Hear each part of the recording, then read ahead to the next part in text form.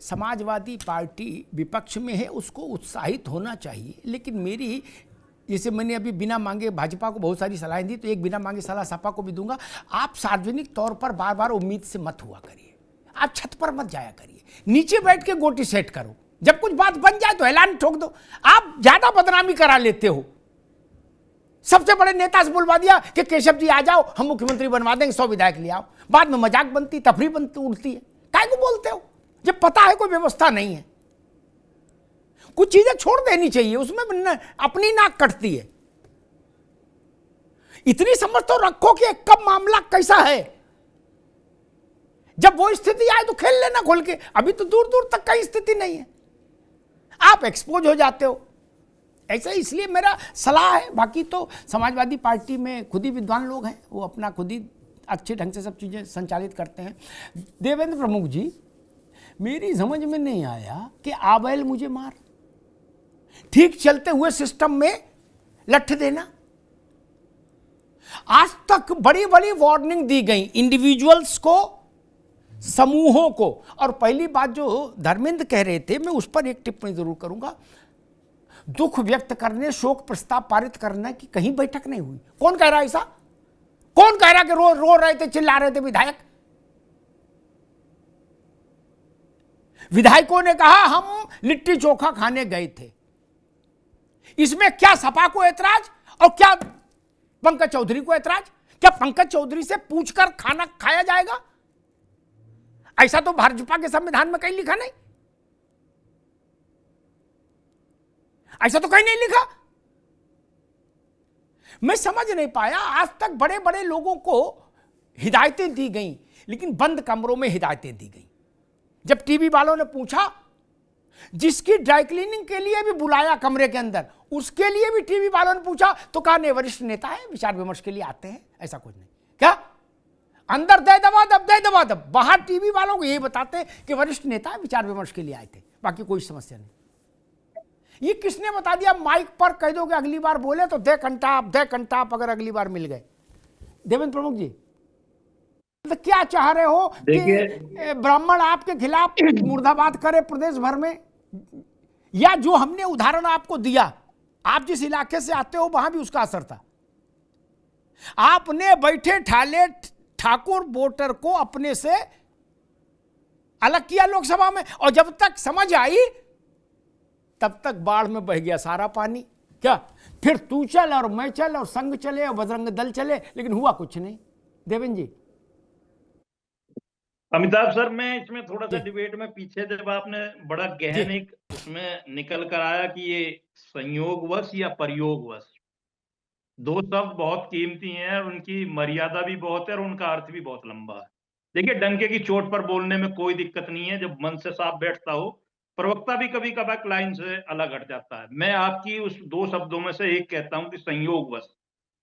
ये कोई pre plan नहीं था, ये इस तरीके की यहां घटना पहुंचने वाली भी नहीं थी। विपक्ष को जरूर संजीवनी मिल रही थी कुछ घंटे तक। मैं उस दिन भी डिबेट में था, किसी चैनल पर मैं इस पर चर्चा हो रही थी, और जब मैं चैनल पर था उसी समय बीच में बाइट आ गई। मैंने अपनी तरफ से यही बोला था कि भाई ये विशेषाधिकार होता है, और किसी वक्त जो है जब विधानसभा का सत्र चल रहा है तो बहुत बड़ा प्रदेश है उत्तर प्रदेश, 25 करोड़ की आबादी का, 600 किलोमीटर दूर से व्यक्ति आता है विधानसभा में। एक माननीय सदस्य जो है जुड़ते हैं, मिलते हैं, आपस में चर्चा हो सकती, ये सीधी सी बात है। और उसी बीच में ये माननीय प्रदेश अध्यक्ष जी का जो बयान आ गया था, नोटिस, इस पे भी मैं यही कहूंगा, मुझे कहने में कोई गुरेज नहीं है कि वो तो ये जाने कि उन्होंने क्यों दिया है, लेकिन हो सकता है कि पार्टी का प्रोटोकॉल को ये फॉलो करने के लिए, कि भाई पहले भी ये जो है मीटिंग हुई है, उसमें भी वो क्वेश्चन निकल कर आया था कि पहले ये नोटिस क्यों नहीं हुआ। हो सकता है कैप्टनशिप में थोड़ी चूक हो जाए, कोई स्टिक डिसीजन देना चाहता हो। अब इस सर में, इसमें अमिताभ सर अगर इधर उधर भागेंगे डिबेट में तो फिर उसमें कुछ है नहीं, इसमें तो तथ्य के साथ बोलना पड़ेगा। मैं तो ये कहना चाहता हूं कि ये पार्टी जो है, ये सिस्टमैटिक पार्टी है और इसमें एक संविधान भी है, और इस पार्टी में जो घटना घटी है वो ऐसे समाज के साथ घटी है, वो है ब्राह्मण समाज। अगर इसकी जगह कोई और होता सर, तो आज डिबेट में जो है यहाँ इस तरीके की चर्चा नहीं होती जैसी हम कर रहे हैं।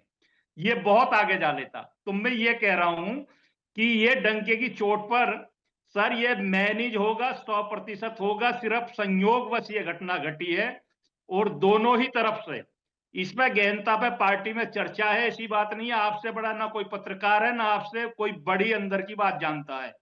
इसको ऐसी स्थिति में नहीं आने देंगे जैसे हमारे कुछ साथी खुश होकर ये बना रहे हैं कि हम ब्राह्मण वहां से उछले और हम लपक लें, क्योंकि कोई और हो सकता, मैं कह सकता हूं वहां चूक हो सकती है, लेकिन आसान काम नहीं। जी ब्राह्मण के लिए डंके की चोट पर बोलने के लिए यूं नहीं है कि आप लोगों ने इतनी लंबी लकीर खींच दी कि वो लकीर पार्टी नहीं जा सकती। दूसरी यह है कि भारतीय जनता पार्टी ने अभी कोई इतनी बड़ी गलती नहीं की कि इसको ठीक नहीं किया जा सकता।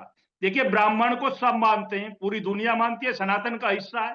रामायण अगर कोई पढ़ता हो, महाभारत अगर, तो भगवान साक्षात ने कहा कि गौ ब्राह्मण, वो खाली गौ नहीं कह रहे, वो ब्राह्मण जोड़ रहे हैं, उसमें क्या बात है बोलने में, मोलने में। वो जो चीज लिखी हुई है उसको कोई मैं नहीं निकाल सकता, आप नहीं। ये हो सकता है व्यक्तिगत तौर पर, राजनीतिक तौर पर कि हम ब्राह्मण से लिए कोई चीज कर रहे हैं, लेकिन जब कोई बात दूसरी आती है तो वो सम्मानीय है, पूजनीय है, उसे सब मानते हैं। दूसरी तीसरी बात यह है कि पार्टी की नींव है सर, बड़ी बात बता रहा हूं, ब्राह्मण ब्राह्मण नींव यूं है कि मैं ओबीसी और एसटी पर मेरी बात होती है, पीडीए पे मेरी बात होती है, तो मैंने पीडीए पर कई बार समाजवादी के साथियों को यह कहा था जी कि पीडीए आज अगर कहीं दुनिया में है, भारत नहीं तो भारतीय जनता पार्टी में है।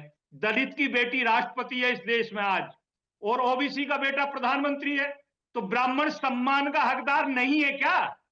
आज बिल्कुल डंके की चोट पर हम सबकी ड्यूटी बनती है कि वो पूजनीय भी है और हमारा अग्रिम भी है। तो हम कह रहे हैं डंके की चोट पर, अखिलेश जी जो कल तक यही ए जो पार्टी में आज है क्या है पीडीए सर, में, उस यही तो ए हम में चाहते हैं, ये अल्पसंख्यक और योगी जी ब्राह्मण को बताएं।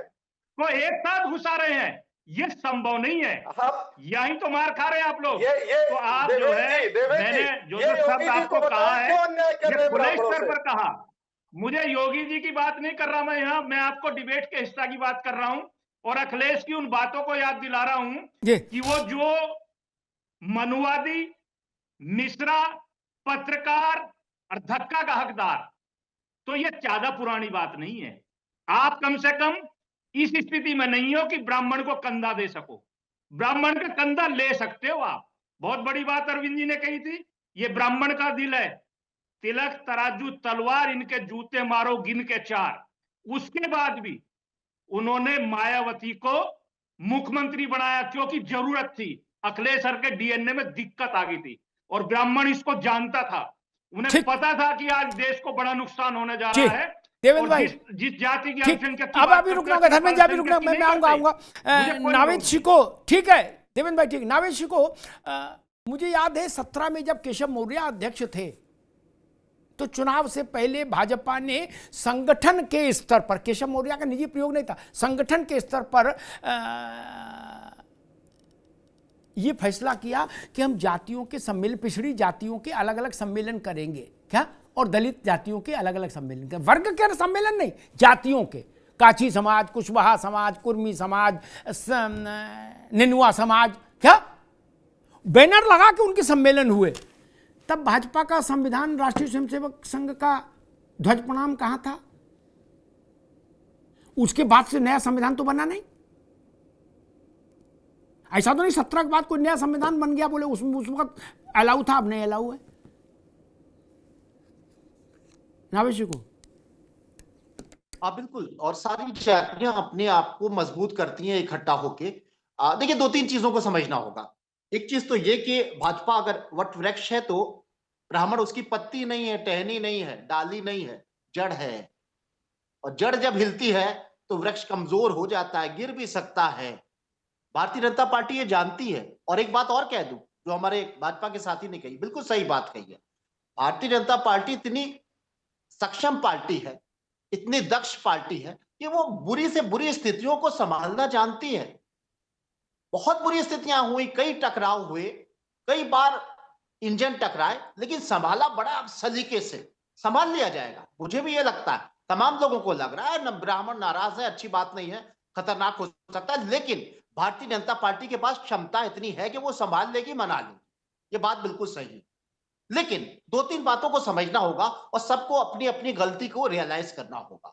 इस बात में कोई शक नहीं है कि जो बात आपने कही कि चाहे कुर्मी इकट्ठा हो रहे हो, चाहे क्षत्रिय इकट्ठा हो रहा हो, या ब्राह्मण इकट्ठा हो रहा है, या कोई भी इकट्ठा हो रहा हो, ये चीजें सार्वजनिक तौर से अच्छी नहीं। देखिए, जनप्रतिनिधि हैं, सबके वोट से जीते हैं, सबका साथ सबके विकास की बात हो रही है, लोकतांत्रिक व्यवस्था की बात हो रही है। ऐसे में एक जाति का अगर कोई विधायक एक जगह इकट्ठा होते हैं, वो राजनीति करते हैं, लेकिन उनके साथ भी राजनीति हो जाएगी, इस बात को सोचना होगा। और ये बात को समझाने के लिए बंद कमरे में टेलीफोन से या अंदर ही अंदर इस चीजों को समझा दिया जाता कि जिस तरह क्षत्रिय लोग इकट्ठा हो गए थे शीतकालीन के मानसून सत्र में, फिर शीतकालीन में ब्राह्मण इकट्ठा हो गए, उधर कुर्मी इकट्ठा हो गए, ये सब ठीक नहीं है। ठीक है, एक चीज बस मैं अपनी बात कह दूं, तो ये गलती है, ऐसी गलतियां नहीं करें तो बेहतर है। दूसरी बात है, भारतीय जनता पार्टी के अध्यक्ष की बहुत बड़ी गलती थी कि उसने सार्वजनिक करके उसका बिल्कुल वो बना दिया, हलवा बना दिया, ये गलत किया। तीसरी बात जो आप शुरू हुई थी, समाजवादी पार्टी का भी ये राजनीतिक तकाजा नहीं है कि इस पर मौज करें या ऑफर, मानसून ऑफर भेजें। शांति से बैठे सुने, अगर मौका होगा तो उसका लाभ उठाएं। लेकिन जो हल्ला, एक चीज और याद दिला दूं, बस जल्दी से अपनी बात खत्म कर दो। अखिलेश यादव जी को पछतावा हो रहा होगा कि अगर कोई स्थिति हमारे पक्ष में आ जाए तो वो बातें याद आएंगी जब वो पत्रकारों से भी कहते थे तुम अपनी जाति बताओ, अगर ब्राह्मण होता था तो कहते ब्राह्मण हो, ब्राह्मण हो। ये सब चीजें भी थोड़ी सी ठीक ध्यान में रखना चाहिए राजनीतिज्ञों को। अरे श्रीमती जी, कुछ तो सस्ता लो, बचत करो। नहीं श्रीमान जी, सब बढ़िया लो, रहने दीजिए। इसमें क्या खास बात है? थोड़े में ज्यादा स्वाद, यही तो है इसकी खास बात। वाओ मामा, क्या स्वाद है। अरे मेरे राजा, सबका राजा आरती और मसाला। अब छोलिया हो या लोबिया, सफेद चने या काले चने, सब कुछ मजेदार बने। MDH